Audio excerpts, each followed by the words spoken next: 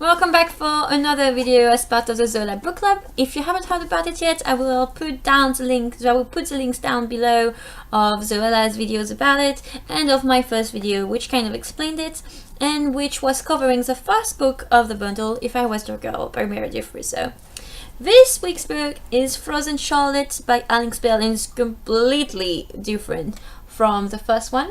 The book is about Sophie, who goes for a little break after something traumatizing happens to her over to her cousin's house, and she hasn't seen them in a very long time. And last time she saw them, her cousin is it Rachel? Yeah, Rebecca. And last time she saw them, her cousin Rebecca was still alive, but unfortunately she passed away in between. And so she comes back to his house, and it's kind of sad and it's hard, and you know, it's like haunted by Rebecca. And this book, it's not the kind of book I would usually read. I'm not very much into horror, like I said, I'm very easily scared, but I could not put it down because of the mystery and of the way it's written. It's full of beautiful relationships, and the horror part of it is dolls. Creepy dolls that move and talk, and that's just the worst kind of creepy to me. It's very, very cliche, like I said. It's full of cliche things, even though it has a lot of modern twists on it, which is really interesting. But to me, I'm an easy audience. Everything will scare me.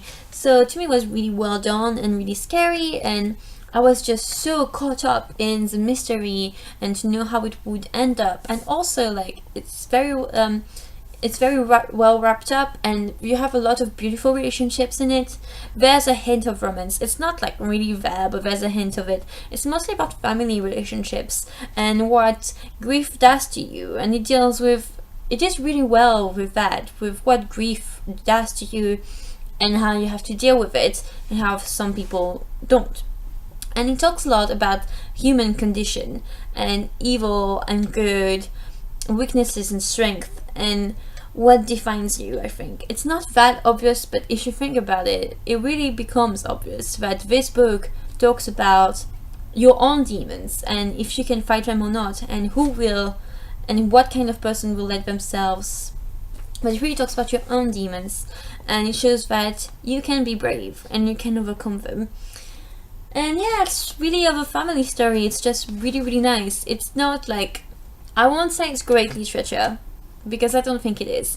It's very nicely written. It has very nice twists, and it's very entertaining, I would say. It's very entertaining. If you want to give yourself a little scare and cuddle under the blanket with your cat for a while, you should read that and you would enjoy it. If you're a huge horror fan, you will probably find this a little disappointing and too cliche, and it just won't be scary enough for you. I would say read it like at 12 and above. And I think it's a really good way of starting to read horror for younger readers. If you're between like 12 and 15 and you've never picked up a horror book before and you're not really sure where to start, this would be good. It would introduce you to many of the horror tropes without being too scary, and it also has other sides of the books, like the family side I was talking about and the romance, which kind of makes it a little lighter. So it's also quite quick to read. Like, I read it in an afternoon. It's really short and it's really easy to read, so it would be a really good introduction, like I said. I would give it 3.5 stars. I really like the author. She was really interesting to read about, and on Twitter when she was interacting with fans, she seems very lovely. This book will have a prequel released, I think sometime next year. I need to check exactly, but soon, about the place where Sophie is staying at her family's house, which used to be a school for girls, and that's where it all started. And so it explains the origins of those really creepy dolls. Overall, therefore, it's not something you should pick up if you're a huge horror fan. You will be disappointed, but it would be a good introduction to horror genre, and if you're just really easily scared and you want to give yourself a bit of a scare. It was very much a Halloween book for me. I read it like a few days after Halloween, so it worked really well. This will do. So I hope you'll enjoy it. A little tragic at times, a little sad, but it is something that it is a book that grabbed me and that I really enjoyed. I'll see you very soon for the next review, which is of I Was Here by Gail Forman, which is for next week, I believe. So I'll see you then, and I hope you'll enjoy.